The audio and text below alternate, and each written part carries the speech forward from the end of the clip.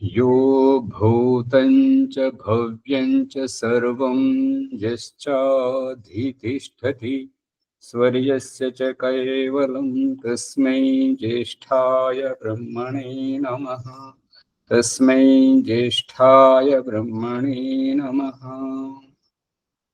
ఈ యొక్క ఉపనిషత్ జ్ఞానగంగా అధ్యాత్మ సత్సంగానికి వచ్చేసినటువంటి వారందరికీ నమస్తే, స్వాగతం, సుస్వాగతం. వినిపిస్తుందా అందరికి?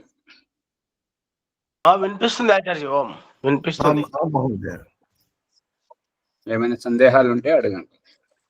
ఆచార్య, మునిజీ గారు ఆత్మలను భగవంతుడు పుట్టిస్తున్నాడు అని నేను చెప్తే అది తప్పు అని అంటున్నాడు. ఇంకొకటి సువర్చలమ్మ గారు చనిపోయిన శవంలో కూడా భగవంతుడు ఉంటాడని అంటున్నారు. ఈ రెండు డౌట్ వచ్చింది నాకు, కొంచెం చెప్పు విపులీకరించాలనుకోవచ్చు. ఓం.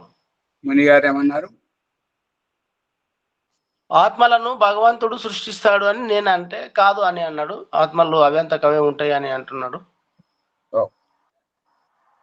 సూరచలమ్మ గారు చనిపోయిన శవంలో కూడా భగవంతుడు ఉన్నాడని అంటున్నారు. అవి తెలియదు.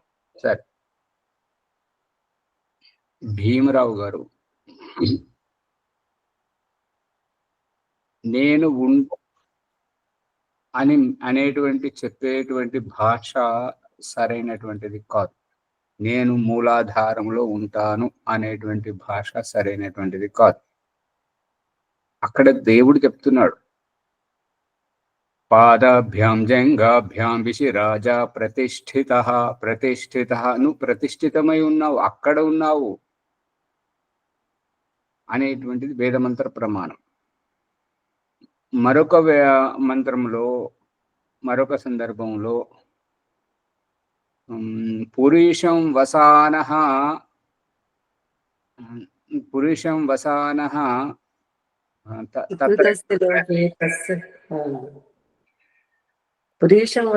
సుకృతస్య లోకే తత్ర గచ్చ యత్ర పూర్వే పరేతాః. పురుషం వసానః సుకృతస్య లోకే తత్ర గచ్చ యత్ర పూర్వే పరేతాః. ఎక్కడైతే పూర్వజులు, మీ యొక్క గొప్ప గురువులు, మీ యొక్క పితృవంశము ఎవరెవరైతే వెళ్ళారో అక్కడికి, ఆ పుణ్యలోకాలకు వెళ్ళాలి. ఈ పురుషం, ఈ యొక్క విసర్జన స్థలంలో ఇక్కడున్నావేంటి అనేటువంటిది ప్రకరణ సందర్భం. ఇక శ్యామలయ్య గారు ఇప్పుడిప్పుడే వైదిక సిద్ధాంతంలోకి అడుగు పెడుతున్నారు కాబట్టి 3 అనాది తత్వములు, 3 అనాది అంటే ఆది అంతము లేనటువంటి ఉనికిని అనాది అంటారు. అటువంటివి 3: దేవుడు, జీవుడు, ప్రకృతి. దేవుడు జీవుణ్ణి సృష్టించలేడు. జీవుడి స్థానం జీవుడిది, దేవుడి స్థానం జీవుడిది, ప్రకృతి స్థానం ప్రకృతిది. నిన్నటి ప్రకరణంలో వచ్చింది, మళ్ళీ వినాలి. వింటే అక్కడ తెలుస్తుంది. ఆ బ్రహ్మాండంలో చూపించినటువంటి రహస్యాన్ని పిండ సృష్టిలో భగవంతుడు చూపిస్తున్నటువంటిది ఏంటంటే, తండ్రి సంతానానికి జన్మనివ్వగలడు కానీ సంతానాన్ని సృష్టించలేడు, తయారు చేయలేడు. తండ్రి తినేటువంటి ఆహారం ద్వారా, శుక్రకణము ద్వారా, శుక్రాణువు ద్వారా, వీర్యము ద్వారా, వీర్యంలో శుక్రాణువు తండ్రి శరీరం నుండి పురుష శరీరం నుండి స్త్రీ యొక్క గర్భాశయానికి వెళుతుంది. అక్కడ ఫలదీకరణ చెంది శిశురూపం దాల్చి జన్మించి ఆయువు ఉన్నంత వరకు బ్రతికే, ఆయువు అయిపోగానే అసఫలమైన జీవితంతో చనిపోవడం. భీమరావు గారు జాగ్రత్తగా వినండి. మీరు అన్నింటినీ చనిపోయే స్థితికి తీసుకొస్తున్నారు. అసఫలమైనటువంటి కర్మలతోటే చనిపోవడం, సఫలమైనటువంటి కర్మముతోటి ఇష్టపూర్వకంగా జీవనముక్తిని, ఇంద్రియాలను వదిలిపెట్టి ఇంద్రియ నిగ్రహంతో జీవనముక్త అవస్థకు వెళ్ళిపోవడం, అది స్వేచ్ఛ స్వాతంత్రం. ఈ అనిపోయేటువంటిది అనేటువంటి విసుగు, అసహిష్ణుత, సహించలేనటువంటి ఆ యొక్క అసహ్యత, జీవితం మీద విరక్తి, కుటుంబం మీద, ఆరోగ్యం మీద, పరిస్థితుల మీద, నమ్మక ద్రోహం, కుట్రలు, కుతంత్రాల వీటి అన్నింటితోటి విసిగిపోయి అనిపోవడం, చనిపోవడం, అసఫలమైన కర్మలో ఇష్టం లేకుండా వెళ్ళిపోవడం కాబట్టి చనిపోవడం, మోక్షానికి ఇష్టపూర్వకంగా కావాలని వెళ్ళిపోవడం. అది ఈ రెండింటిని గమనించండి. మీరు రెండింటిని చనిపోవడానికే తీసుకొస్తున్నారు కాబట్టి అక్కడ అవగాహన గురించి చెప్పడం జరిగింది. ఇక శ్యామలయ్య గారు, ఆత్మలను సృష్టించడం జరగదు. జీవాత్మ, పరమాత్మ, ప్రకృతి ఇవి 3 అనాది తత్వములు, త్రైత సిద్ధాంతము. కాబట్టి ఇక్కడ దేవుడు స్వతంత్రుడే, జీవుడు స్వతంత్రుడే, ప్రకృతి స్వతంత్రమే తన ఉనికిలో. ఇక ఆ తర్వాత పరిణామాన్ని బట్టి ప్రకృతి వ్యవస్థలో జీవుడు కర్మ చేయడంలో స్వతంత్రుడు, కర్మఫలం అనుభవించడంలో పరతంత్రము. ప్రకృతి తాను ఉనికిలో ఉండడం వరకు స్వతంత్రము, కానీ ఆ వికారాన్ని వ్యక్తపరిచిన తర్వాత దానికి అది జడము, దానికి సుఖము తెలియదు, దుఃఖము తెలియదు, ఏది తెలియదు. కాబట్టి ప్రకృతికి కర్మఫలం అనుభవించేది ఏమి ఉండదు. అది కేవలం ఇతరుల యొక్క వినియోగ వస్తువు. వస్త్రం, మీరు వేసుకున్న వస్త్రమే, నేను వేసుకున్న వస్త్రమే. ఈ రాయి, ఇటుక, సిమెంటు, కర్ర అది మీరు వాడుకున్న పనిముట్టు సాధనమే, నేను వాడుకున్న పనిముట్టు సాధనమే. మీదైనా ఇల్లే, మీరు కట్టుకున్నది ఇల్లే, నేను కట్టుకున్నది ఇల్లే. మీరు తినేది అన్నమే, నేను తినేది అన్నమే. ఆ రకంగా వినియోగ వస్తువు ప్రకృతి. కాబట్టి దానికి ఈ సుఖ దుఃఖాలు ఏమి వర్తించవు. సుఖ దుఃఖాలు అనుభవించేటువంటిది జీవాత్మ కూడా అనుభవించలేదు. జీవాత్మ అనుభవించడానికి కారణం, జీవాత్మకు అనుభవించుటకు సాకారం శరీరం, దేహం. ప్రకృతి సంయోగంలోనే సుఖము దుఃఖము అనుభవించగలుగుతుంది. అందుకే జన్మలు ఎత్తగలుగుతుంది. ఆ జన్మల రూపంలోనే దేహం, ఆ దేహములతోనే తప్పుడు కర్మలు చేయడం, సఫలమైన కర్మలు చేయడం, తప్పుడు కర్మలు చేసేయడానికి పునర్జన్మతోటి శిక్ష అనుభవించడం, మెప్పు కర్మలు, మంచి కర్మలు చేసినప్పుడు జీవన్ముక్తిని పొందడం. ఇక శ్యామలయ్య గారు అవగాహన చేసుకోలేకుండా ఉన్నటువంటి, ఎందుకంటే కొత్తగా వస్తున్నారు కాబట్టి, ఇప్పుడిప్పుడే వస్తున్నారు కాబట్టి, బ్రహ్మకుమారి వాళ్ళు, ఓం శాంతి, బ్రహ్మకుమారి వాళ్ళు ఈ యొక్క ఛాతి మీద ఎడమ వైపుకు శిలువ ఆకృతిలో ఓ చుక్కను పెట్టుకొని వస్తుంటారు. ఆ చుక్కను చూపిస్తుంటారు. భగవంతుడు సూక్ష్మ స్వరూపము అనేటువంటిది వారి యొక్క అభిప్రాయం. వారు ఈ యొక్క మలములో కానీ, మురుగులో కానీ, శవములో కానీ ఇటువంటి దాంట్లో దేవుణ్ణి వాళ్ళు నమ్మరు. భగవంతుడు పరమ పవిత్రుడు, పుణ్యాత్మ అని వాళ్ళు భావిస్తుంటారు. కాబట్టి పేడలో బ్రతికేటువంటి పురుగు, మురుగులో ఉండే కుమ్మరి పురుగు, మురుగును శుభ్రం చేసే పంది, ఈ నీటిని శుభ్రం చేసే చేపలు, వీటన్నింటికి దేవుడు ఉన్నాడా లేడా? వాటిలో జీవాత్మ ఉన్నదా లేదా? శ్యామలయ్య గారు పట్టుకుంటున్నారా? తెలుస్తుంది, కొంచెం కొంచెం తెలుస్తుంది. అందుకని దేవుడు అంతటా ఉంటాడు. మురుగు మన కోసం, మురుగు మన కోసం, దేవుడి కోసమే మురుగు. పవిత్రత అపవిత్రత మన గురించి, దేవుడికి ఏమిటి? దేవుడు ఈ పవిత్రము ఆ అపవిత్రాలకు అతీతం, సుఖ దుఃఖాలకు అతీతం, భూత భవిష్యత్ వర్తమాన కాలాలకు అతీతం. కాలాలు వాటికి భగవంతుడికి వర్తించవు. ఈ చావు పుట్టుకలు జీవాత్మకు వర్తిస్తాయి, పరమాత్మకు వర్తించవు. పరమాత్మకు అంటుముట్టుడు లేదు. భగవంతుడు అది శవము అని వీరు మడిగట్టుకొని వ్రత దీక్షలో ఉన్నారు, వీరు పుణ్యాత్ములని. భగవంతుడికి అది ఏమి లేదు, అందరూ సమానమే. ఎరువు, వృక్షానికి ఎరువు, పేడలో పురుగు, కర్రను తొలిసేటువంటిది, వస్త్రం చీకిపోయేటువంటి వస్త్రానికి, అది పండులో పట్టేటువంటి, కూరగాయల్లో పట్టేటువంటి ఆ పురుగు, ఆహార ధాన్యాల్లో పట్టేటువంటి కొక్కు పురుగు, ప్రతిదీ అన్నిట్లలో పరమాత్మ ఉన్నాడు. ప్రతిదీ భగవంతుడు అని ఇందులో చూపిస్తున్నాడు. కాబట్టి భగవంతుడు అణువణువున వ్యాపించి ఉన్నాడు, అంతటా ఉంటాడు, పరిపూర్ణంగా ఉంటాడు, సర్వము అతనిలో ఉంది, అన్నిటిలో అతనున్నాడు. ఇది రహస్యం. ఇప్పుడు శవంలో భగవంతుడు ఉన్నప్పుడు శవం కదలాలి కదా, మరి ఏం కదులుతలేదు. శవము కదలాలే అని అనడానికి ఇప్పుడు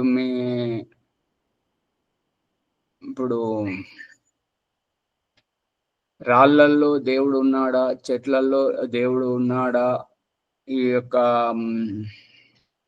ప్రతి దాంట్లో పసుపు కుంకుమలో, మట్టిలో, అణువులో దేవుడు ఉన్నాడా ఉంటే, దుమ్ము ఎండిపోయిన ఆకు గాలికి కదులుతుంది, కానీ ఇసుకరాళ్ళు కదలట్లేదు. ఇసుకరాళ్లను నీటి ప్రవాహము దొల్రిస్తున్నది, కాబట్టి ఆ ప్రవాహంలో ఇసుకరాళ్ళు కూడా మట్టి కొట్టుకపోయి ఇసుకనే తేలుతుంది.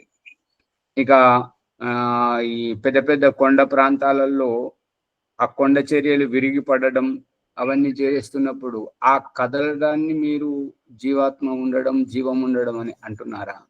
కాదు. ఆ కొండ చర్యలలో దేవుడు ఉన్నాడు, జీవుడు కూడా ఉన్నాడు. ప్రతి కణంలో ఈ శవములో జీవుడు లేడు అని కాదు, జీవుడు ఉన్నాడు. జీవుడు ఉన్నాడు కాబట్టే ఈ దేహ రూపం. జీవుడు శవంలో జీవుడు ఏ రకంగా ఉన్నాడు అని అంటే, ముఖ్యమంత్రి లేని శాసనం రాష్ట్రపతి పాలన విధించడం. ముఖ్యమంత్రి అక్కడ ఏ పార్టీ వారు సరిగా పరిపాలించలేకపోతున్నారు కాబట్టి ఆ పరిపాలనను రాష్ట్రపతికి అధీనం చేయడం. ఆ విధంగా ఇప్పుడు ఏ యొక్క గర్భాధానంతో ఏ యొక్క జీవాత్మ వచ్చి ఫలదీకరణ తోటి శిశు రూపం దాల్చుకొని జన్మించి ఆయువునంత బ్రతికి అయిపోగానే ఆ శరీరాన్ని నడిపించిన తుమ్మి దగ్గి చూసి విని మాట్లాడి తిని తాగినటువంటి ఆ ఆత్మ వెళ్ళిపోయింది. కానీ మనము తినేటువంటి అన్నముతోటి ఈ శరీర రూపం దాలుస్తున్నప్పుడు, అన్నముతోటి అన్నరసంతోటి రక్తంతో, మాంసంతోటి, మధ్యతోటి, మేధతోటి, అస్థితోటి ఈ వీర్యం ఏదైతే తయారవుతుందో ఈ యొక్క వీర్యాన్ని బ్రహ్మచర్య పాలన మనం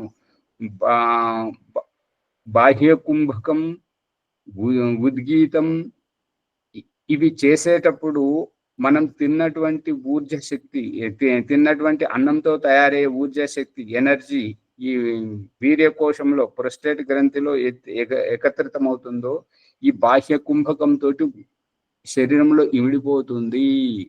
ఊర్ధ్వరేతస్సుతోటి ఆ వీర్యాన్ని శరీరం అంతా పాకింపజేయడం, బ్రహ్మచర్యాన్ని పాటింపజేయడం, తద్వారానే అన్నం తోటి పంచమహాభూతాల గుండా అన్నభోషధులతోటి పురుషుని శరీరానికి వస్తున్నటువంటి ఈ జీవాత్మ మన శరీరం అంతా పురుగుల పుట్ట, మన శరీరం అంతా పురుగుల పుట్ట. ఈ శరీరానికి ఒకే ఆత్మ ఉంటుంటది. ఇప్పుడు ఊర్లో ఈ సామెత ఉంది కదా, దేశమంటే మట్టి కాదో, దేశమంటే మనుషులో. దేశమంటే మనుషులు. ఈ మనుషుల సమూహం, ఇండ్ల సమూహం తోటి ఊరు అని మనం ఎట్లయితే అంటున్నాం, ఊరు, వాడ, పట్టణం, దేశము, ప్రదేశము, దేశము, రాష్ట్రము, భూమి, భూఖండము, గ్రహము అని ఎట్లయితే మనం ప్రయోగిస్తున్నామో, దీని లోపల ఉన్నటువంటిది ఒక సమూహం. దానికి శాసకుడు వేరు, సమూహం వేరు. నరేంద్ర మోదీ దిగిపోవచ్చు, ద్రౌపది ముర్ము దిగిపోవచ్చు 4-5 సంవత్సరాల తర్వాత. మళ్ళీ ఎన్నికలు వచ్చినప్పుడు మళ్ళీ ఎన్నికల్లో గెలిస్తే పదవిలో ఉంటారు, లేదంటే వారి స్థానంలో ఇంకొకరు వస్తారు. కానీ గుజరాత్ లో పుట్టినటువంటి ఆ నాగరికుడు నరేంద్ర మోదీ మాత్రం ఆయుష్ ఉన్నంత వరకు బ్రతుకుంటాడు. పదవీ కాలం మాత్రం 4-5 సంవత్సరాలే ఆయన సరిగా పరిపాలించిన రోజులు. కానీ ఆయన పుట్టుక యొక్క ఆయుష్ మాత్రం ఆయుష్ ఉన్నన్ని రోజులు బతుకుతాడు. అర్థమవుతుందా? అర్థమవుతుంది ఆచార్య, అర్థమవుతుంది. అందుకని ఈ యొక్క శరీరం శాసనం లేని నియంత్రణ లేని వాహనం ఏ రకంగా అయితే ప్రమాదానికి గురవుతుందో, శాసనము లేని ప్రదేశం, శాసనము లేని రాజ్యం పతనం అవుతుంది. ఎవరికి వారే యమునా తీరే అన్నప్పుడు అనియంత్రిత్వంగా ఉండడం వల్ల ఎంతో వినాశానికి గురవుతుంటది. అదే రూపకంగా ఈ చనిపోయినటువంటి ఆత్మ ఎవరైతే పుట్టుకతోటి వచ్చి నేను అని బతికినన్ని రోజులు వ్యవహరించారో, ఎవరైతే చూశారో, ఎవరైతే విన్నారో, ఎవరైతే తిని తాగి తుమ్మి దగ్గి పిత్తి ఏదైతే చేశారో వారు వెళ్ళిపోయిన తర్వాత ఈ శరీరంలో వినాశనం ఉంటుంటది. పట్టుకుంటున్నారా ప్రభాకర్ గారు?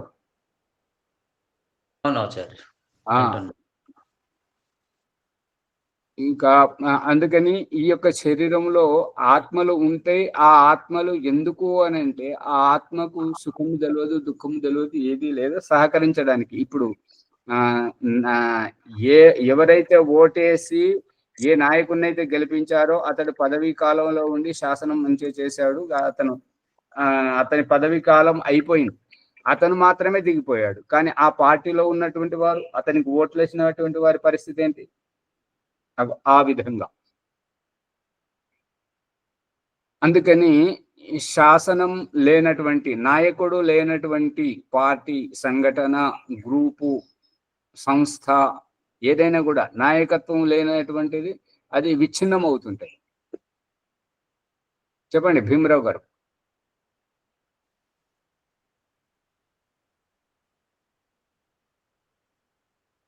భీమరావు గారు చేయి చూపిస్తున్నారు, చెప్పండి. సరే, ఈ యొక్క రహస్యం ఏంటంటే ఆత్మతత్వం గురించి జరుగుతుంది. ఆత్మ సాక్షాత్కార ప్రకరణంలో ఈ చర్చ జరుగుతుంది. కాబట్టి ఆత్మకు ప్రాముఖ్యత ఇవ్వబడుతుంది. ఆత్మయే అంతటా ఉండడం వల్ల, ఆత్మయే ఈ యొక్క వచ్చి పోవడం వల్ల ఇదంతా జరుగుతుంది. ఆత్మ స్పష్టీకరణ అవుతుందా లేదా? పరమాత్మ ప్రకరణం కాదు ఇది. ఇక మునుముందు వచ్చేటువంటిది పరమాత్మ ప్రకరణం, బ్రహ్మదర్శన ప్రకరణం వస్తుంది. ఇది కేవలం ఆత్మ ప్రకరణమే.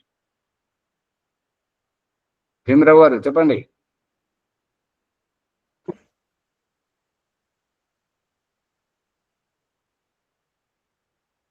చెయ్యి చూపిస్తున్నారు. ఇంకెవరికైనా సందేహం అడగండి.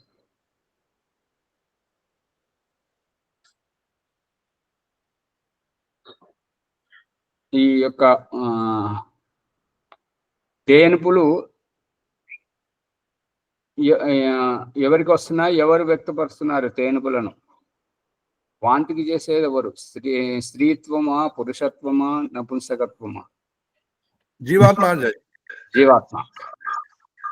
తుమ్మేది, దగ్గేది, గొంతు సవరించుకునేటువంటిది, ఆ పొట్టలోని గ్యాస్ వదిలేటువంటిది ఎవరు? జీవాత్మ. ఇక్కడ స్త్రీత్వానికి, పురుషత్వానికి, నపుంసకత్వానికి అవకాశమే లేదు. ఎంత చేసేది వంటిది జీవాత్మ.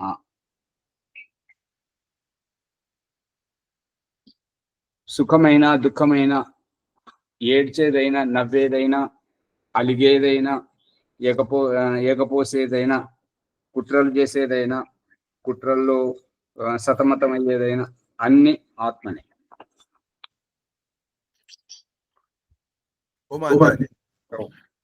ఒక సందేహము, లేని వస్తువును ఉన్నదంటున్నారు. ఉంటే చూపించండి. జీవాత్మ లేదని నేను అంటున్నా, ఉంటే చూపించండి. నా సందేహం అంటే ఎవరో ఒకరి సందేహం, అది వారి సందేహం. నేను ఈ ప్రశ్న రూపంగా అడుగుతున్నా, దానికి సమాధానం చెప్పండి. ఒకటి గుర్తుపెట్టుకోండి, ఇక్కడ ఎవరైనా కానీ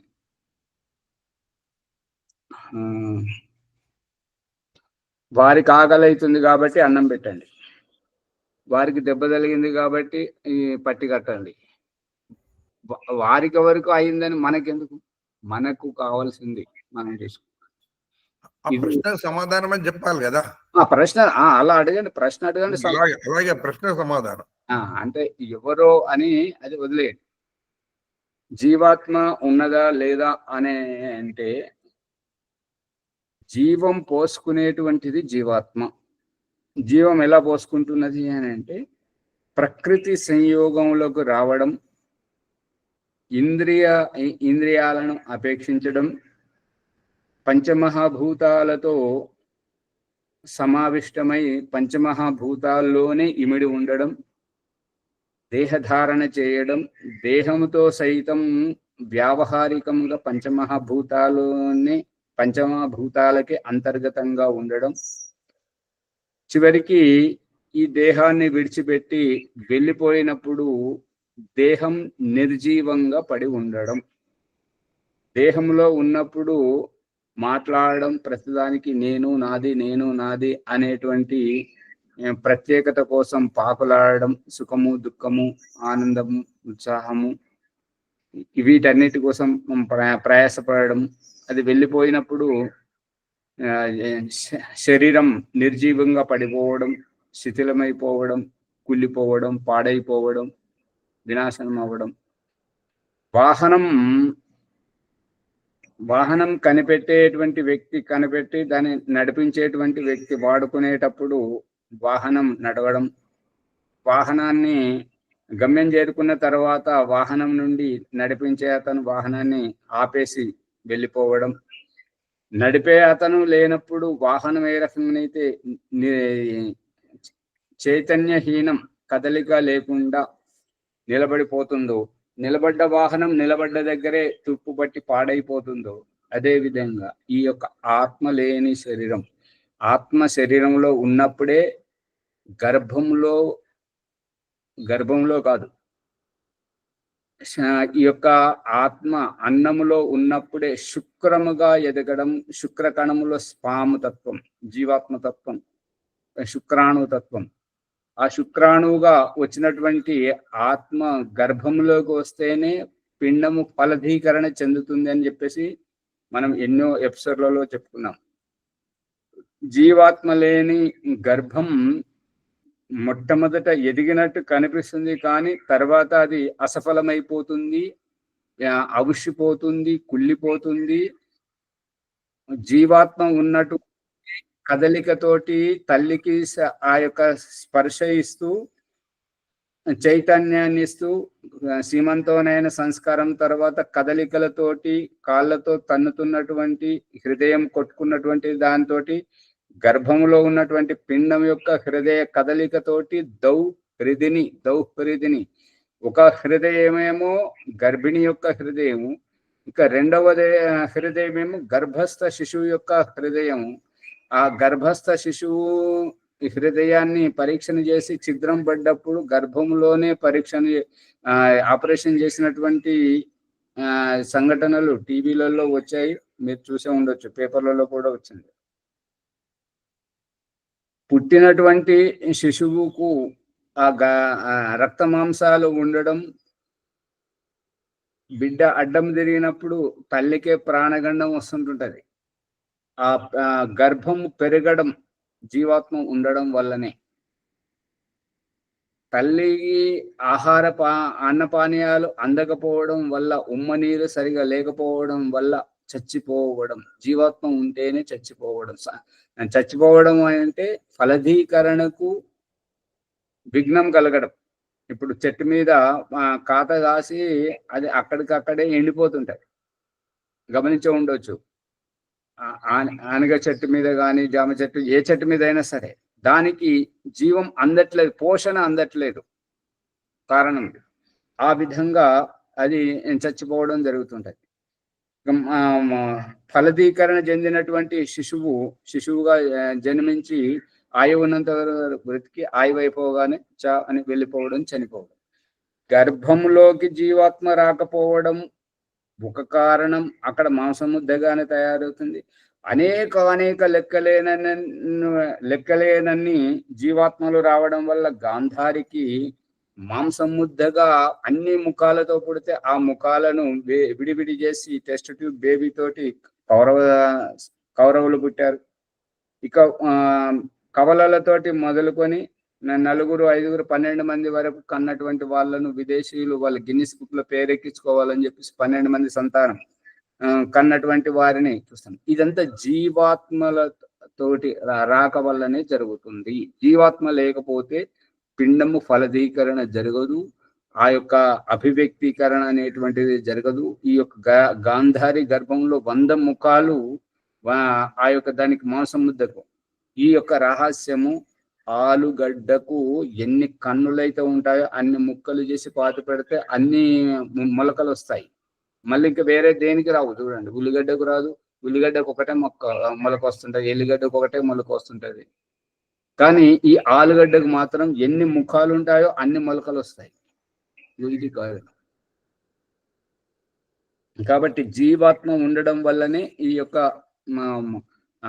భగవంతుడు చెప్పినటువంటిదే కపిల మహర్షి సాంఖ్య దర్శనం చెప్పాడు. సాంఖ్య దర్శనంలో కపిల మహర్షి చెప్పిందే దయానంద సరస్వతి పరమాణు దర్శనంలో సత్వరజ సంసం సమయస ప్రకృతి మహాన్ మహతో అహంకారాత్ పంచ తన మాత్రాన్ని భయమింది మనః పురుష అపురుష జీవాత్మను ప్రవేశించి అణువులో చూపిస్తున్నాడు మునిగారు. అణువులో చూపిస్తున్నాడు. ప్రతి అణువున జీవాత్మ ఉంది. జీవాత్మ ఉన్నటువంటిది, రాయిలో ఉన్నటువంటి జీవాత్మ ఎందుకు కదలట్లేదు? ఈ యొక్క చెట్టులో ఉన్నటువంటిది గతి ఎందుకు చేయట్లేదు? ఈ చెత్తా చెదరంలో ఉన్నటువంటి, ఎందుకంటే ఆ యొక్క జీవాత్మ యొక్క కర్మఫలం అటువంటిదే. అంటే స్థానువుగా ఉండడం. ఇప్పుడు అన్నవోషధిలోకి వచ్చినటువంటి అది జీవాత్మ పరిస్థితి చూడండి ఎట్లా జరుగుతుంది అంటే, వరి ఈనిన తర్వాత పాలు వచ్చినప్పుడు, గోధుమ ఈనిన తర్వాత ఆ పాలు వచ్చినప్పుడు ఆ పాలను తీసి అన్నప్రాశాన సంస్కారం అంటే, ఇప్పుడు పంట కాలేదు, పాలు మాత్రమే వచ్చాయి, కానీ అక్కడ శిశువుకు అన్నప్రాసన సంస్కారం కావాలి కాబట్టి ఈ పాలను చితికి అంత తొందరగా. ఇక ఈ యొక్క వరి గోధుమ ఏంటంటే వెంటనే తింటే అది అరగదు, అన్నం కూడా సరిగా కాదు. కాబట్టి 1 సంవత్సరం పాటు దాన్ని ఆపాలి. ఎంత పాతగా అయితే అన్నం అంత పుల్లలుగా విడివిడిగా అవుతుంటది. ఎంత కొత్తదనం ఉంటే అంత ముద్దగా అవుతుంటది అన్నం. చూస్తున్నారా లేదా? చూస్తున్నాం ఆచార్య, చూస్తున్నాం. బియ్యం పాతగా అయితేనే పొల్లు అయ్యి మంచిగా ఎక్కువ అవుతుంది అన్నం. ఈ అణువణువున జీవాత్మ ఉంది. ఈ యొక్క ఆ పాలతో తీసేటువంటి జీవాత్మనేమో శిశువుకు అన్నప్రాసన సంస్కారం గురించి వెళ్తుంది. సంవత్సరాల తరబడి నిల్వ ఉన్నటువంటి అన్నము దానిని ఉడికించుకొని మనం తింటున్నాం. జీవాత్మ దీంట్లోనూ ఉంది, దాంట్లోనూ ఉంది. గమనిస్తున్నారా మణి గారు? అందుకని జీవాత్మ లేకపోతే ఏది నడవదు. అన్నిటిలో అణువున జీవాత్మ ఉంది. ఈ జీవాత్మ కర్మ ఫలము.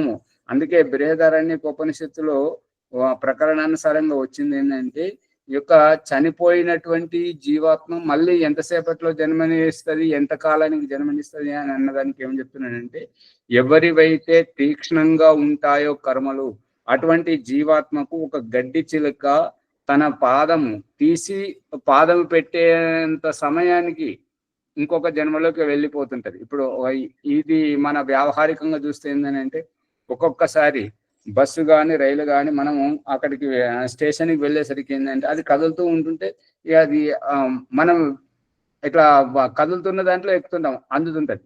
ఒక్కొక్కసారి ఏంటంటే గంటల తరబడి కూర్చున్నా కూడా అది ఆలస్యంగా వస్తుంటుంటది. ఎందుకు అని అంటే అక్కడ ఆ యొక్క కర్మఫలం, జీవాత్మ యొక్క కర్మఫలంను బట్టి. ఇప్పుడు కొంతమంది సమయం తెలిసినటువంటి వారు, వాహనం సమయం తెలిసినటువంటి వారు బస్సు రైలు విమానం సమయానికి వారు వెళ్ళిపోతుంటారు. కొంతమంది ఏంటంటే కొత్తగా వెళ్తున్నప్పుడు మనం తొందరగా వెళ్ళాలి, విమానం చూడాలి, ఇంకా ఎగిరేటువంటివి ఎట్లా ఎగురుతుంటాయి, దిగేటువంటి ఎట్లా దిగుతుంటాయి, వచ్చే వాళ్ళు ఎవరెవరు వస్తుంటారు, అక్కడ ఏమేమి ఉంటాయి అంత చూడడానికి అని చెప్పేసి సాయంత్రం ఫ్లైట్ ఉంటే పొద్దున్నే పోయి కూర్చుంటుంటారు. దీనికోసం అది పొద్దునైతే రాదు కదా, దాని సమయానికి అది వస్తుంటాయి. అందుకని ఈ ఏ జీవాత్మ కర్మలైతే నిర్మలంగా ఉన్నాయో, నిర్మలంగా అంటే ఎవరి కడుపులైతే పుట్టాలో, ఎవరి ఎవరికైతే జన్మనివ్వాలో, ఎవరితోటైతే కలిసి బతకాలో, ఎవరితోటైతే మిత్రత్వం, బంధుత్వం, శత్రుత్వం పెంచుకోవాలో వారు వేరే వేరే కర్మల్లో ఉన్నారు, వారు ఆ జీవితంలో ఉన్నారు. వాళ్ళు అక్కడికి వెళ్ళి ముగించుకొని వచ్చే వరకు మీరు ఎదురు చూడాలి. కాబట్టి ఈ ముడి ధాన్యాలలో నిల్వ ఉండడం, ఈ బండరాయిలలో నిల్వ ఉండడం, ఈ కర్రలలో ఉండడం, ఈ యొక్క మట్టి ఇసుక రేణువులలో ఉండడం. అర్థమవుతుందా? ఆల్య రాయి అయినప్పుడు రాముడు వచ్చి కాలుకు తాకితే అప్పుడు ఆల్య శాప విమోచనమై. అందుకని అది కర్మఫల సిద్ధాంతం ప్రకారం ఈ రకంగా ఉండడం జరుగుతుంది. ఇంకా ఓం ఆచార్యజీ, అడగండి. ఆత్మ ఇప్పుడు వెంటనే ఆత్మ వెంబడే ప్రకృతి సంయమంలోకి వస్తుందా ఆచార్యజీ?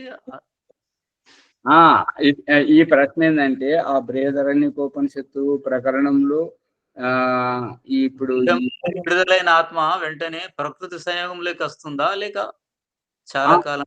అదే ప్రకృతి సంయోగం ఇదే, దీన్నే చెప్తున్నాను కదా. ఆ గడ్డి చిలుక కాలు తీసి కాలు పెట్టినంత సేపట్లోనే మళ్ళీ జన్మెత్తుతుంది అని అంటే, ఇటు నుంచి చివరి శ్వాస వదిలేడు, అటు నుంచి మే అనుకుంటా శిశువులాగా అరుచుకుంటా బయటకు జన్మించాడు. అది కాదు. తండ్రి శరీరానికి వెళ్ళడం, శుక్రకణాన్ని స్థితికి వెళ్ళడం, గర్భధాన స్థితికి వెళ్ళడం, గర్భాశయంలో ఫలదీకరణ చెందడానికి సమయం పడుతుంటది కదా. ఏ జన్మ అయితే ఉంటుంటదో, పశువుకు ఒక సమయం, పాముకు ఒక సమయం, మనిషికి ఒక సమయం, ఈగకు, దోమకు ఒక సమయం, సీతకు ఒక, చిలుకకు ఒక సమయం, కందిరిగకు ఒక సమయం, వాటి గర్భకాలం ఒక సమయం ఉంటుంట. ఆ కాలం అనుసారంగా ఆ గర్భకాలంలో ఉండి పిండాన్ని ఫలదీకరణ చెందించుకోవాలా లేదా? చెందించాలి. మరి అందుకని దానికైతే ఆ సమయం పడుతుంటది. మీరు ఊహించింది, మీరు అడుగుతున్నది ప్రశ్న సహజం. ఎందుకంటే అది ముందు ప్రకృతిలో పంచమహాభూతాల సంయోగంలోకి, పంచమహాభూతాల గుండా అన్నము ద్వారా, అన్న ఔషధుల ద్వారా ఇక అత్యంత తీక్ష్ణంగా వెంటనే జన్మనెత్తాలి అనేటువంటి వారికి మాత్రం ఈ యొక్క శ్వాస ద్వారా కానీ, ఈ యొక్క అన్నపానీయాల ద్వారా కానీ వెంటనే వచ్చేటువంటి ఆస్కారం ఉంది.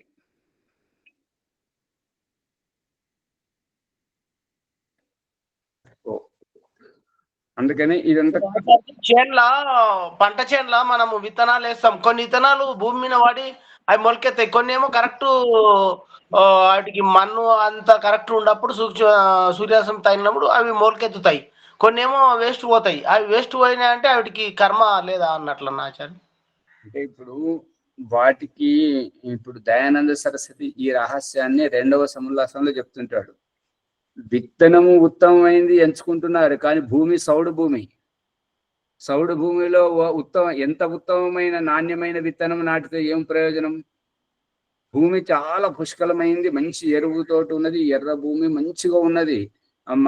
మనం కూడా ఆర్గానిక్ ఎరువు వేసాము, లేదంటే కృత్రిమ ఎరువులు వేసేవారు కూడా భూమి దున్నేటప్పుడు, సాగు చేసేటప్పుడు అంతా చేసి పెట్టుకున్నారు, కానీ విత్తనం పుచ్చుబట్టింది దొరికింది. ఏం ప్రయోజనం? అంటే విత్తనము, భూమి కూడా బాగుండాలి, విత్తనం కూడా బాగుండాలి. ఈ రకంగా రెండు ఉత్తమంగా ఉన్నప్పుడే పంట బాగా దిగుబడిగా వస్తుంటది. రెండిట్లో ఏది సరిగా లేకపోయినా, ఈ రెండే కాదు, మూడవది కూడా కావాలి, సంరక్షణ. సౌడు భూమికి కూడా మనము ఎరువులు వేస్తాము, దాన్ని పంట భూమిగా మార్చిన తర్వాత కూడా విత్తనాలు కొన్ని ఏమో అంటే సరిగ్గా వాడకపోతే ఎండిపోతాయి, విత్తనం మొలకెత్తదు. ఇప్పుడు బండరాయిలలో కప్పలను బతికించి చూపిస్తున్నాడు దేవుడు. ఇంకొకటి ఏంటంటే సిమెంట్ తో కట్టుకున్నటువంటి ఇండ్ల సందులలో పిల్లర్ మధ్యలో అక్కడక్కడ ఏంటంటే రాగి చెట్టు మొలవడం. అది సాగు చేసింది కాదు కదా. అక్కడ ఎవరు రాగి విత్తనాలు పెట్టి బిల్డింగ్ కట్టేటప్పుడు రాగి విత్తనాలు పెట్టి కడతారా? కట్టరు కదా. ఓం ఆచార్యజీ, నమస్తే ఆచార్య. మా ఇంట్లో అలాగే ఉంది ఆచార్య, ఎంత తీసేసినా వెళ్ళట్లేదు ఆచార్య. ఇట్లానే స్లాబ్ మధ్య మూలుస్తుంది మీరు అన్నట్లు. అది వెయ్యలే చేయలేదు, మరి ఎందుకు అలా ఆచార్యజీ? అది చిన్న సమస్య, అది పెద్ద సమస్య కాదు. పరిష్కారం తీసినా పెద్దగానే అవుతుంది స్లాబ్ మధ్యలో వస్తుంది. ఇప్పుడు దానికి ఏంటంటే ఆ మాత్రం ఆ ఇటుకలు అవన్నీ తీసేసినా పోతుంటది, లేదంటే అది చెట్టు కొట్టేసినప్పుడు అక్కడ యాసిడ్ పోయండి, యాసిడ్ పోసేసి పోసాం ఆచార్య, అది కూడా చేసినాం ఆచార్య.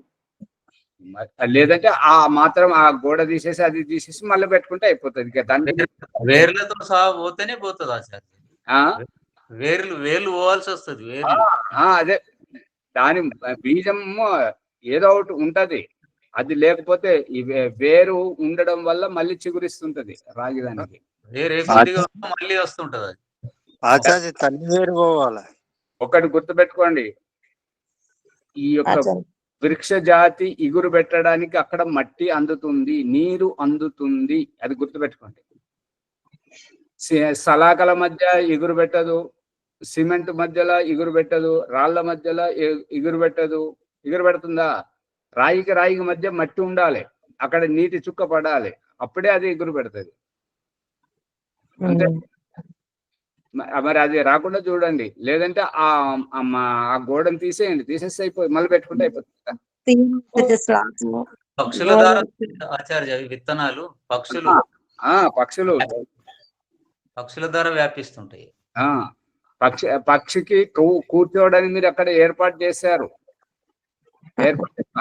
ఏర్పాటు చేశారంటే కావాలని చేసింది కాదు, కాకపోతే అక్కడ ఎగుడు దిగుడుగా ఉన్నట్టయితే ఆ పక్షులు ఆ వాలి లేదంటే వాటి బీట వేసినప్పుడు దాంట్లో విత్తనాలు మొలుస్తుంటాయి. అదే ఇందాక మీరు ఏదో వేయాలన్నారు ఆచార్య, యాసిడ్ కాకుండా ఇంతకు ముందు ప్రభాకర్ అన్న ఏమన్నారు? వేరుతో సహా తీసేయాల్సి వస్తుంది. తీసేసామన్నా మీరు ఇందాక ఏమో పోస్తే రాదన్న చూడు, మళ్ళీ ఏంది అది యాసిడ్ కాకుండా ఆచార్య చెప్పినట్లు యాసిడ్ కాకుండా ఇంకా అన్నారు చూడు. మట్టి లేకుండా చూడాలి, వేరుతో సహా తీసేయాలి, అంతే. దానికి ఇప్పుడు అక్కడ అది మొత్తం తీసేసిన తర్వాత సిమెంట్ పలసగా కలిపి పోస్తే అయిపోతుంది. అక్కడ ఆచార్యజీ అలా పోస్తే రాదా ఇక? అంటే దానికి చెట్టు ఇగురు పెట్టడానికి మట్టి కావాలమ్మా, మట్టి కావాలి, నీటి సంయోగం కావాలి, గాలి తగలాలి, సూర్యరశ్మి ఉండాలి, అప్పుడే ఎగురు పెడతాది. అదే చివర్లు ఉన్నది ఎన్నిసార్లు కొట్టేసినా అయితేనే ఉంది. ఇలా వాటర్ ట్యాంక్ లో కొంటే కూడా లేస్తుంటాయి ఆచార్య. వాటర్ ట్యాంక్ దగ్గర అంటే ట్యాంక్ నిండిన నీళ్లు కూడా అక్కడ అప్పుడప్పుడు అందుతుంటాయి కదా. మట్టి అక్కడ చెత్త గాలి కొట్టుకొచ్చిన చెత్త అంతా ఏకత్రితం అవుతుంటది, నీళ్లు పడుతుంటాయి అక్కడ. అది సహజం. ఆ వేర్లు ట్యాంకును వలగొట్టేస్తాయి. అవును, అది కూడా సహజం. అది దాంట్లో సరే. ఇప్పుడు మనం ఎక్కడికి పోయినాం, జీవుడి గురించి విశ్లేషణ చేస్తూ ప్రకృతిలోకి మట్టిలోకి పోయినాం. అది ప్రకృతిలోకి ఈ యొక్క జీవాత్మ ఉండడం వల్ల ఎంత చేసేటువంటిది. ఇప్పుడు ఆవలింతలు ఎవరికి వస్తాయి? ఆవలింతలు తీసేది ఎవరు? స్త్రీతత్వమా పురుషతత్వమా నపుంసకత్వమా? ఆవలింతలు జీవాత్మతత్వం. అది బేకోట్లు, తేనుపులు కడుపు ఉబ్బరం ఆయాసం ఎవరికి? జీవాత్మకు. ఇది ఇప్పుడు సంధ్యోపాసనలో చెప్తుంటారు కదా, అది అది సంధ్యోపాసన. ఇప్పుడు మీకు ఇచ్చినటువంటిది స్క్రిప్ట్ నాటకం, ఒక్కొక్క పాత్రధారులు ఆ నాటకం వేయాలి స్టేజ్ మీద అని చెప్పేసి ఆ రకంగా రాసామన్నమాట. దాంట్లో చెప్పడం ఏం జరిగింది అని అంటే, ఈ యొక్క శిశువును చేతులతో ఇట్లా ఎత్తి పట్టుకోవాలి అని చెప్పేసి ఆ స్క్రిప్టులో నటించే వారికి అక్కడ రాయడం జరిగింది. వీళ్ళు రోజు చేయించేటప్పుడు కూడా శిశువుని చేత్తో ఇట్లా ఎత్తి పట్టుకోవాలని చెప్పేసి చదువుతున్నారు. అది సరైంది కాదు. మళ్ళీ అవగాహన లోపం అంతే. మళ్ళీ ఇంకొకటి ఏంటంటే, తోలు పిస్తోలుతో మాయగుండు ఎక్కడ నుంచి కొట్టినా చక్కగా అక్కడే తగులుతుంటది అని అన్నది. ఆ కొట్టేదెవరు, తగిలేదెవరికి?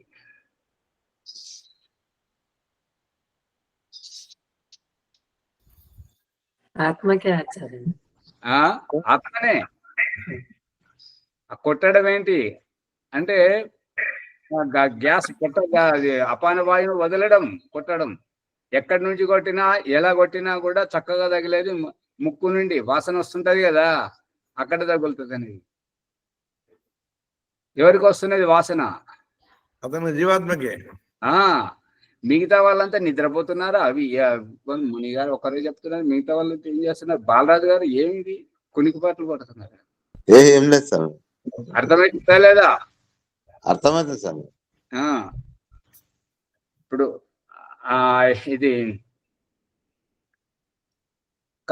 కళ్ళల్లో నీళ్లు కొట్టుకునేది ఎవరు? చెవిలో గుబులు తీసేది ఎవరు? పండ్లు తోముకునేది ఎవరు? వాంతికి చేసుకునేది ఎవరు? మీకు ఎవరికి రావా? మీరు ఎప్పుడు చూడలేదా? మీ పిల్లలకి ఇట్లా ఎవరు ఏంటితే అట్లా మాట్లాడుతున్నారు? ఆచార్య స్నానం చేసే ఎవరైనా అటువంటి ఆఖరికి అది తెలిసిపోతుంది. స్నానం ఎవరి? ఏమీ లేదు, ఇదంతా జీవాత్మనే. ఇదంతా కలవటం అంతే. చెప్పులు వేసుకునేది ఎవరు? చెప్పులో రాయేస్తే బొతకపోతున్నది ఎవరికి? ఆత్మకాచార్య. శ్యామలయ్య గారు మూతి మీద వేలేసుకుంటారు. అడుగుతున్నదానికి సమాధానం చెప్పండి. కంట్లో నలుసు పడితే ఇబ్బంది పడేది ఎవరు? ఆత్మకే కదా ఆచార్య. ఆత్మకే ఆచార్య, ఆత్మకే అవన్నీ జరుగుతున్నాయి. ప్రతిదీ ఆత్మయే. ఈ ఆత్మ సాక్షాత్కారంలో ఈ అన్ని చెప్పేటి వాటి అన్నిట్లలో చూసేటువంటిది స్త్రీ కాదు, పురుషుడు కాదు, నపుంసకుడు కాదు, ఆత్మ మాత్రమే. మీకు ఎవరికైనా స్త్రీ పురుష తత్వం కనబడితే చెప్పండి. తుమ్మేటప్పుడు కనబడ్డదా? దగ్గేటప్పుడు కనబడ్డదా? తినేటప్పుడు, తాగేటప్పుడు, పడుకునేటప్పుడు, లేచేటప్పుడు, పొట్టేటప్పుడు, దెబ్బలు పడేటప్పుడు, చెయ్యి ఇరిగినప్పుడు, కాలు ఇరిగినప్పుడు, కుట్లేసేటప్పుడు, చెప్పులు వేసుకునేటప్పుడు, ఇడిసేటప్పుడు, ఏడ్చేటప్పుడు, నవ్వేటప్పుడు లేదాచార్యజీ? లేదు. ఇదంతా కేవలం ఆత్మది మాత్రమే. అందుకని ఆత్మ సాక్షాత్కారంలో ఇదంతా అయింది. ఇక రేపటి నుంచి బ్రహ్మ దర్శనం జరుగుతుంటది. ఇప్పుడు ప్రభాకర్ గారు హిమాలయ మహాప్రసాదం పాట పాడండి. మీరు సవరించింది అది పెట్టిరు, అక్కడే పెట్టిరు, ఎవరికి తెలియదు. మీరు కూడా మర్చిపోయినట్టున్నారు.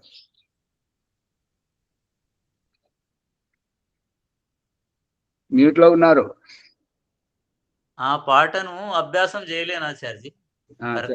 చేయండి, ఇంకోసారి చేయండి. ఇప్పుడు ఇంకెవరన్నా ఏదైనా నేను ఒక పాట పాడతా. ప్రకరణానుసారం పాడితే ఇంకా లోతు.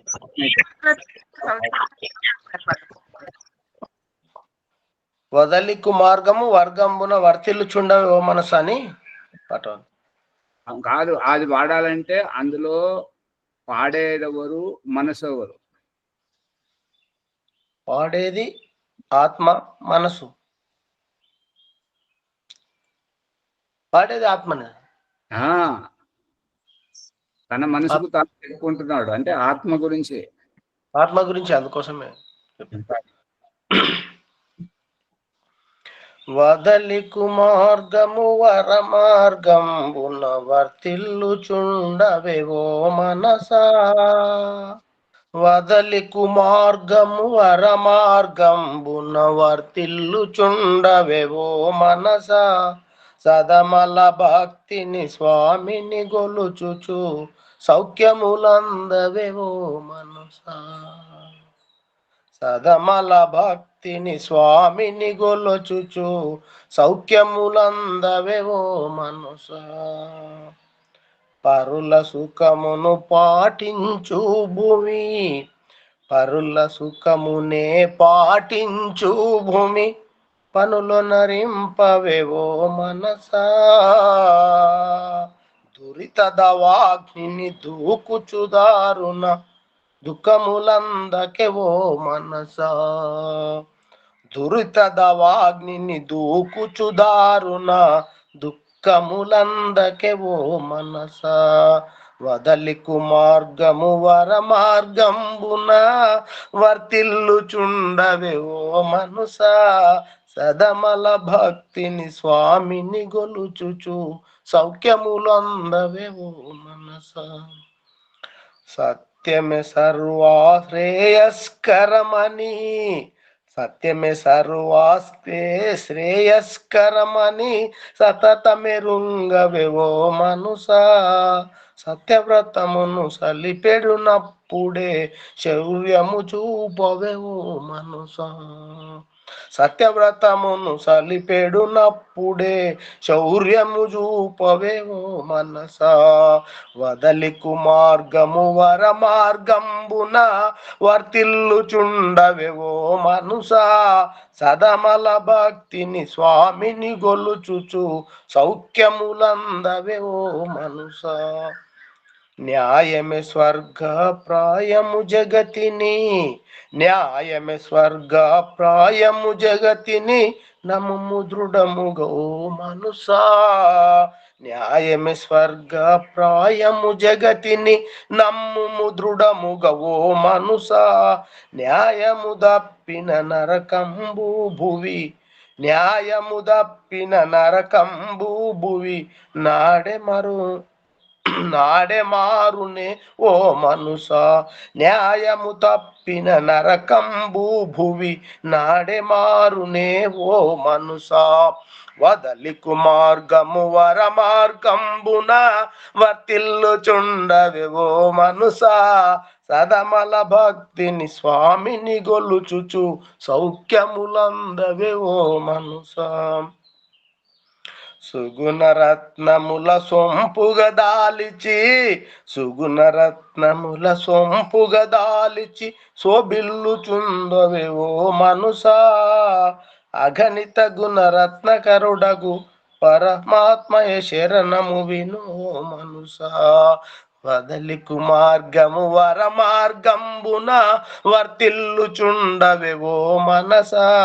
సదమల భక్తిని స్వామిని గొలుచుచు సౌఖ్యములందవెవో మనసా.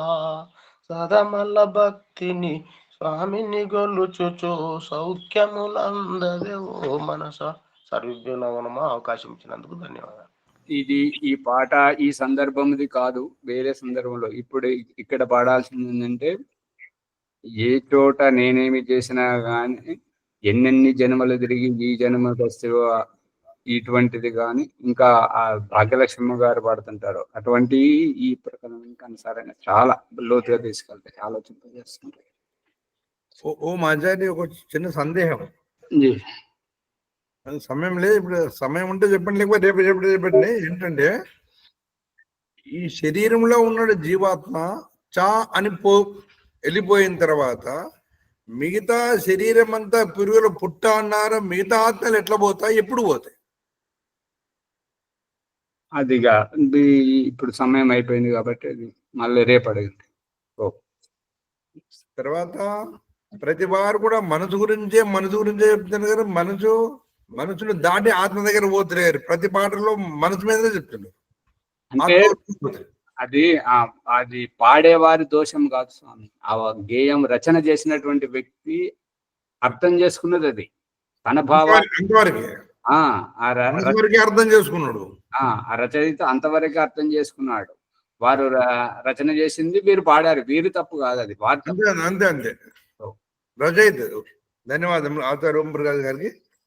జ్ఞానకంగా మనము సత్సంగం లోపల బ్రహ్మ జ్ఞానాన్ని, తర్వాత ఆత్మ జ్ఞానము, ప్రకృతి జ్ఞానాన్ని మనము లోతుగా అర్థం చేసుకుంటున్నాము. అనేక రకాల ఉదాహరణల సందర్భాలతోటి ఆత్మను పట్టుకునేలాగా చక్కగా సూటిగా తెలియజేసిన ఆచార్య గారు. మనము ఈ ఎపిసోడ్ లైక్ చేయండి, షేర్ చేయండి, సబ్స్క్రైబ్ చేయండి.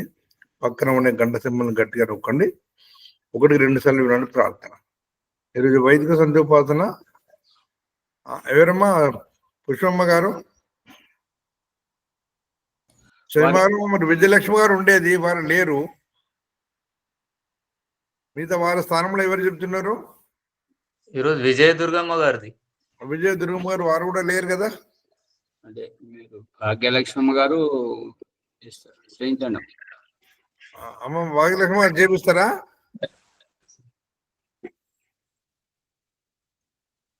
లేదంటే వారికి చేయించకుండా నేను చేపిస్తా ఆచార్య. వరలక్ష్మి గారు వేరే వాళ్ళకి అవకాశం ఇద్దాం. సరే. అత వైదిక సంధ్యోపాసన బ్రహ్మముని ప్రణమని భాగ్యనేరం. ఓం అమృతోపస్తరణమసి స్వాహ. ఓం అమృత అభిదానమసి స్వాహ. ఓం సత్యం యశః శ్రీర్మైస్త్రీః శ్రేతామ స్వాహ. ఓం శన్నో దేవీరవిష్టయా ఆపో భవంతు పీతయే శయ్యోరవిస్రవంతు నః. ఓం వాక్ వాక్. ఓం ప్రాణః ప్రాణః. ఓం చక్షుః చక్షుః. ఓం శ్రోత్రం శ్రోత్రం. ఓం నాభిః. ఓం హృదయం. ఓం కంఠః. ఓం శిరః. ఓం బాహుభ్యాం యశోబలం. ఓం కరతల కరపృష్ఠే. ఓం భూః పునాతు శిరసి. ఓం భువః పునాతు నేత్రయోః. ఓం సహ పునాతు కంఠే. ఓం మహ పునాతు హృదయే. ఓం జనః పునాతు నాభ్యాం. ఓం తపః పునాతు పాదయోః. ఓం సత్యం పునాతు పునః శిరసి. ఓం ఖం బ్రహ్మ పునాతు సర్వత్రా. అథ ప్రాణామంత్రాః. ఓం భూః. ఓం భువః. ఓం స్వః. ఓం మహః. ఓం జనః. ఓం తపః. ఓం సత్యం. జీవాత్మ మొదటి ప్రకరణలో ప్రాణాయామ రహస్యాన్ని తెలుసుకొని జీవితంలో నేను దశ ప్రాణాలతో జీవించాలని నిర్ధారణ చేసుకొని ప్రాణాయామ రహస్యాన్ని తెలుసుకొని పరమాత్మతో అనుసంధానం అవుతూ పరమాత్మని యొక్క ఆనందాన్ని పొందాలని తప్పింపజేస్తూ ఈ ప్రకరణంలో జీవన్ముక్త అవస్థను పొందుతుంది. ఈ మొదటి సంధ్యా ప్రకరణంలో అసమరమైన జీవాత్మ రెండో ప్రకరణానికి అడుగులు ముందుకు వేస్తుంది. ఈ రెండో ప్రకరణంలో ముందుగా అగమర్శన మంత్రాహ అగమర్శన మంత్రాలతో ప్రారంభం చేస్తుంది. ఓం రితం చ సత్యం చ విద్యా తపసోద్యజాయత తతో రాత్రియజాయత తతః సముద్రో అర్ణవః సముద్రాదర్ణవాదది సంవత్సరో అజాయత అహోరాత్రాన విదదాదిశ్చమిషతో వసి సూర్యాచంద్రమసో దాతా యథా పూర్వమకల్పయత్ దివంత పృథ్వీంచాంతరిక్షమతో స్వః. ఓం శన్నో దేవీరవిష్టయా ఆపో భవంతు పీతయే శయ్యోరవిస్రవంతు నః. అదా మనసా పరిక్రమ మంత్రాః. ఓం ప్రాచేదిగగ్నిరధిపతిరజితో రక్షితాదిత్యా ఇషవః తేభ్యో నమోధిపతిభ్యో నమో రక్షితృభ్యో నమః శిభ్యో నమేభ్యోస్తు. యోస్మాన్ ద్వేష్యం వయం దిష్మస్తం వేదద్మః. దక్షిణాదికేంద్రోధిపతే శిరస్సిరాజే రక్షితా పితరైషవః తేభ్యో నమోధిపతిభ్యో నమో రక్షితృభ్యో నమః శిభ్యో నమేభ్యోస్తు. యోస్మాన్ ద్వేష్యం వయం దిష్మస్తం వేదద్మః. ప్రదేశే దిగ్వర్ణోధిపతిః పృథాగో రక్షితాన్నమిషవః తేభ్యో నమోధిపతిభ్యో నమో రక్షితృభ్యో నమః శిభ్యో నమేభ్యోస్తు. యోస్మాన్ ద్వేష్యం వయం దిష్మస్తం వేదద్మః. ప్రదేశే దిక్సోమాధిపతి స్వజో రక్షితా శనిరిషవః తేభ్యో నమోధిపతిభ్యో నమో రక్షితృభ్యో నమః శిభ్యో నమేభ్యోస్తు. యోస్మాన్ ద్వేష్యం వయం దిష్మస్తం వేదద్మః. ధ్రువాదికి విష్ణోరధిపతి కల్మా చగ్రీవో రక్షితా వీరుదేశమః తేభ్యో నమోధిపతిభ్యో నమో రక్షితృభ్యో నమః శిభ్యో నమేభ్యోస్తు. యోస్మాన్ ద్వేష్యం వయం దిష్మస్తం వేదద్మః.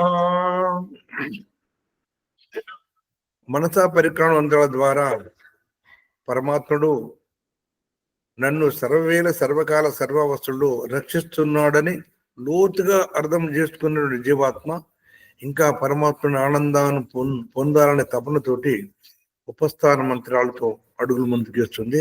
అత ఉపస్థాన మంత్రాః జాత వేదసే సునివామ సోమరాతీయతో దహాది వేదః సనః పరిషదతి దుర్గాని విశ్వానావేవ సుందం దురితాత్యగ్నిః చిత్రం దేవానామదగాదనేకం చక్షుర్మిత్రస్య వర్ణస్యాగ్నేః ఆప్రద్యామా పృథివీ అంతరిక్షం సూర్య ఆత్మా జగతస్థ ఉదిత్యం జాతవేదం దేవం వహంతి కేతవ దృశ్యే విశ్వాయ సూర్యం ఉద్భయం తమసత్వరిచ్చ పశ్యంత ఉత్తరం దేవం దేవత్రా సూర్యమగన్మ జ్యోతిరుత్తమం. ఈ విధంగా పరమాత్మని అతి సమీపంలో చేరిన జీవాత్మ పరమాత్మ ఆనందాన్ని పొందలేక అసఫలమైనటువంటి జీవాత్మ, ఓ జగదీశ్వర, ఎక్కడో తప్పు జరిగింది స్వామి, అకుంఠిత దీక్షతో ప్రయత్నం చేసిన సఫలతను పొందలేకపోయాను స్వామి, మళ్ళీ ఒక్క అవకాశం ఇ స్వామి అని పరమాత్మని ప్రాయశ్చిత్త మంత్రం ద్వారా ప్రార్థిస్తుంది జీవాత్మ. అత ప్రాయశ్చిత్త మంత్రాః తచ్చక్తురుదేవైతం పురశ్చ శుక్రముచ్చరత్ పశ్చేమ శరదాచ్యుతం జీవేమ శరదాచ్యుతం శృణుయామ శరదాచ్యుతం ప్రభ్రవామ శరదాచ్యుతం అదీనాశ్యామ శరదాచ్యుతం భూయచ్చ శరదాచ్యుతాత్.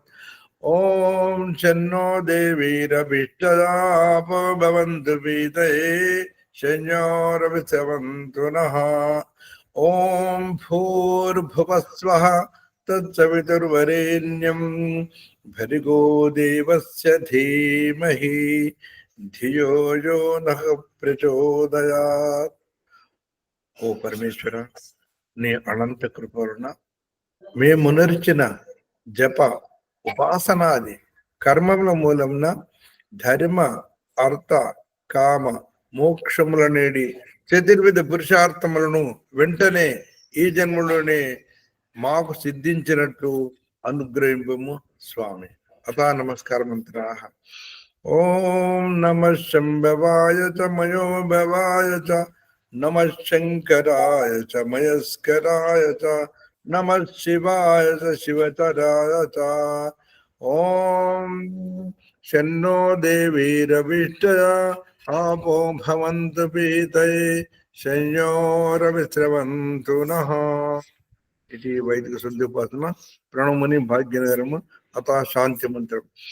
ఓం దేవ శాంతిరంతరిక్షగం శాంతి పృథివీ శాంతి ఆపా శాంతి ఓషధే శాంతి వనస్పతే శాంతిర్విశ్వే దేవా శాంతి బ్రహ్మ శాంతి సర్వం శాంతి శాంతిరేవ శాంతి సామా శాంతిరేది. ఓం శాంతి శాంతి శాంతి. నమస్తే ఆచార్య. సరిభ్యో నమో నమః. అందరికీ నమస్కారం. నమస్తే ఆచార్య. సర్వేభ్యో నమో నమః. ఓం నమస్తే ఆచార్యజీ. సర్వేభ్యో నమో నమః ఆచార్యజీ. నమస్తే.